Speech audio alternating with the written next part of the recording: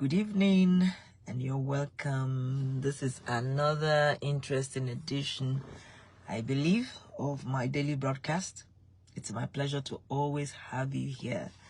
Yes, tonight I'm going to be talking about what I title "Rejoice, for your vehicle has roared back to life." That's what I call it. Rejoice, for your vehicle has roared to life. Now, when I say your vehicle has roared to life, some may be wondering, what's this? My car? The one I parked in the garage? No.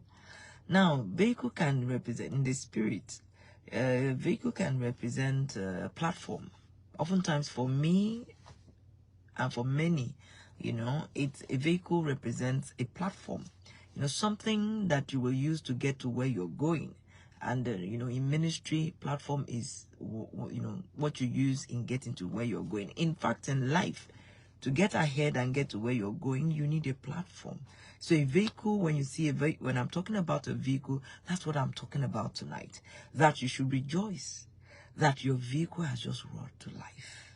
It has roared to life not because you went and kick-started it, not because you did anything extra from what has been all the while. It came alive by itself because of the things you have suffered. Because of the things you're suffering, even now. Now, the Lord will want me to say to you, I'm talking tonight, in particular, to his saints that have set themselves apart by sacrifice.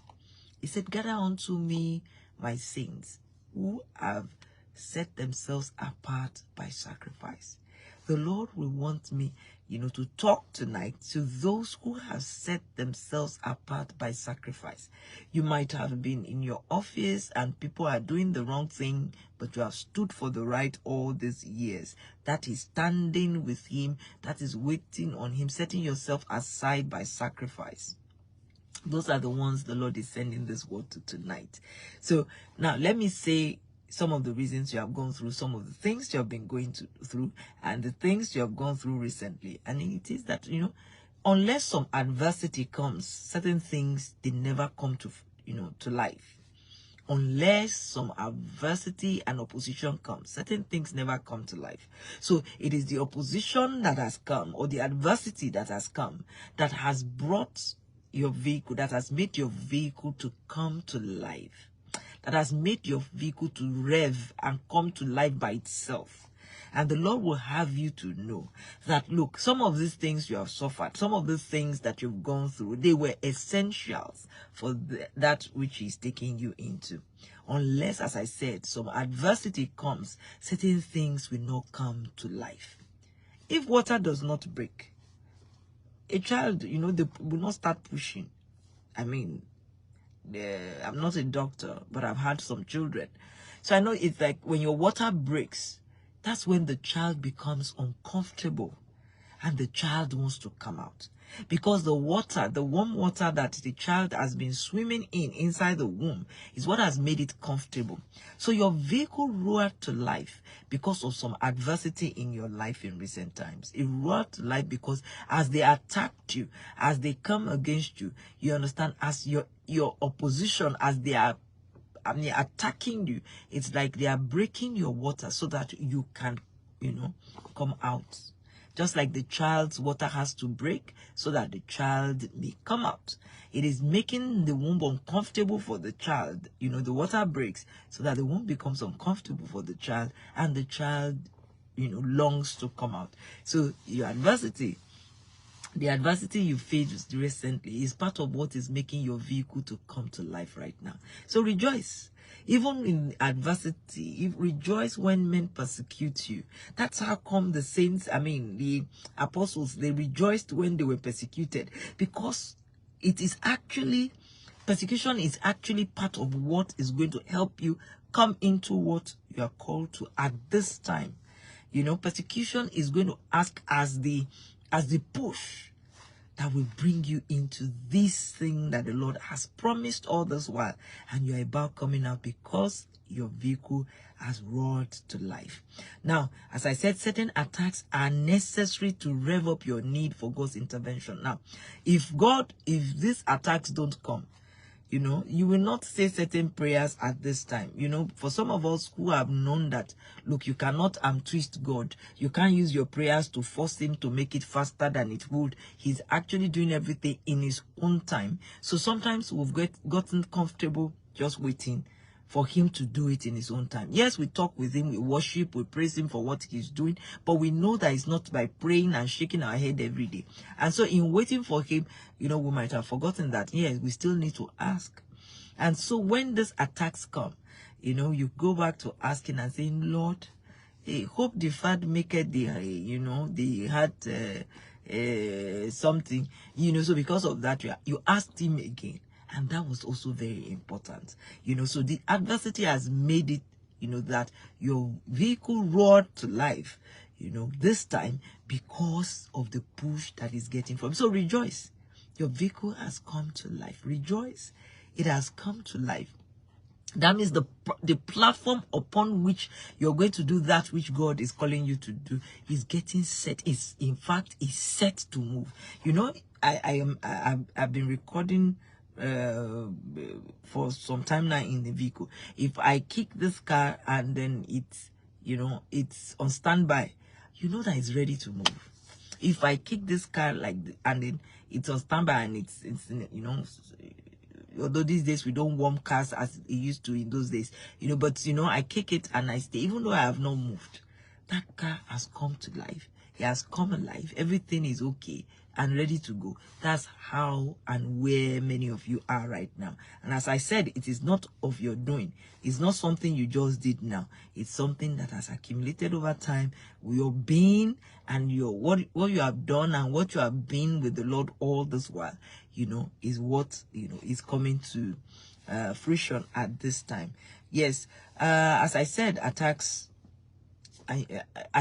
you know, have helped in bringing it to life. But here is the thing. Here is the thing. This is very important. You see, look, this vehicle has come to life. So it's not like me not telling you will make it not come to life or something. It's not me telling you that it's going to make it to do so. No. For those who have, you know, separated themselves unto God by sacrifice, those who have obeyed him, who have suffered on account of him, he is doing that which he wants to do at this time. He is giving you the platform. He is making your vehicle that he has gotten ready, that vehicle that you are going to use. So that's not the only thing that he wants you to know, you know. But the thing that I want to bring out to you tonight, you know, is that the only thing that you have done and done right, as I said, you were not the one that even put on the vehicle. The platform is taking a life of its own, you know, and you are only just going to ride it, you know. But something that you have done right, you know, is that if you have, when attacks came to you, you reacted in love.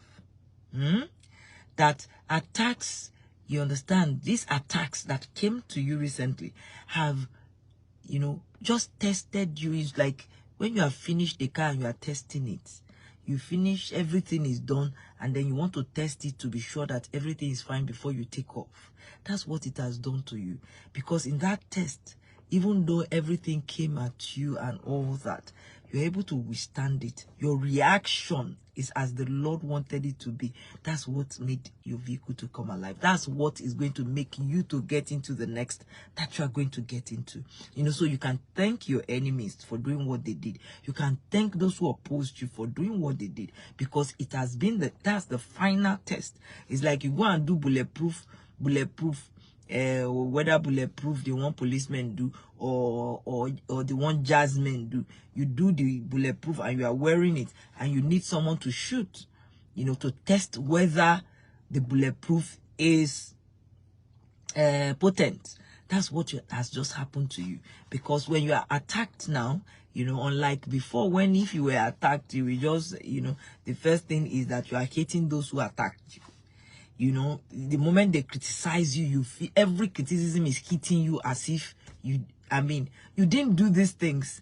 These things are twisted out of context. These things are against you and they are not true. Yet, as soon as they attacked you, the thing will pain you. But this time around, you're able to withstand it. That is what is making your vehicle come alive. That is what is going to help you to enter into your next. That's the final test that the Lord needed to do, to find out that you are ready for this thing, that they are criticizing you and then you are just keeping your cool. Oh God, you are about to enter your new, and the Lord is going to take you there. Rest. I don't know when exactly you're going to be watching this, whether it is now or in a month's time, but whenever it is that the Lord brings it your way, I believe is the time that the Lord is speaking to you about this. Rest, because your adversaries have done the work for you. They have helped you in the last test, that if they criticized you and it no longer hurts you the way it used to hurt you, that is, number one sign that you are ready to enter your new. If they attacked you and you did not hate, you did not get angry with them, okay, no, you be angry, but sin not. You can get angry, but just for a few minutes, and then it goes, and you're able to tell yourself, even without anybody ministering to you, you're able to tell yourself, no, I just let it go. It's not worth it, and then you are yourself. It means that you are ready to enter your new, and the Lord allowed this final test so that you can get into what you are going to rejoice, because they are the ones that at this time are helping to kickstart that which the Lord wants you to, to get into, And one of the things that the Lord had to test you about is that even though they have made you, you are a victim of their attacks, you do not have a victim mentality.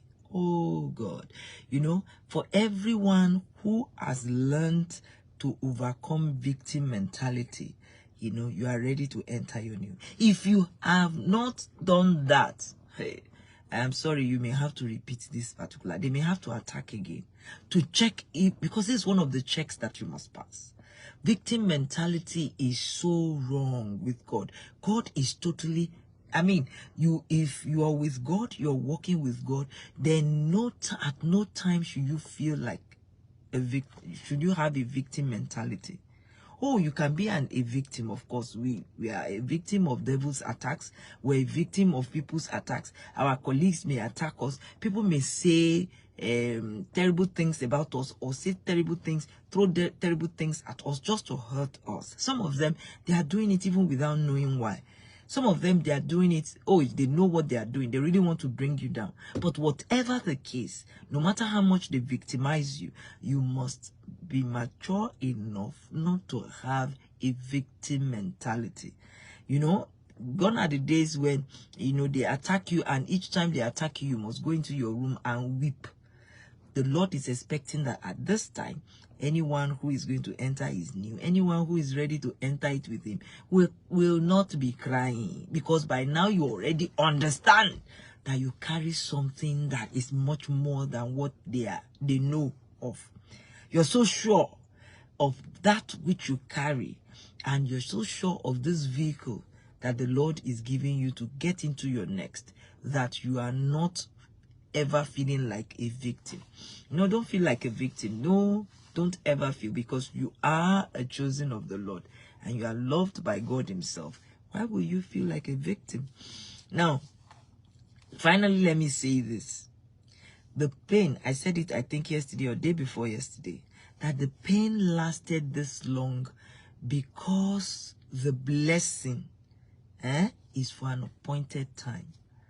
If, for instance, the Lord wanted you, the Lord has been planning that, or told you and showed you that you will be a local government chairman, there is an appointed time for the change of local government chairman.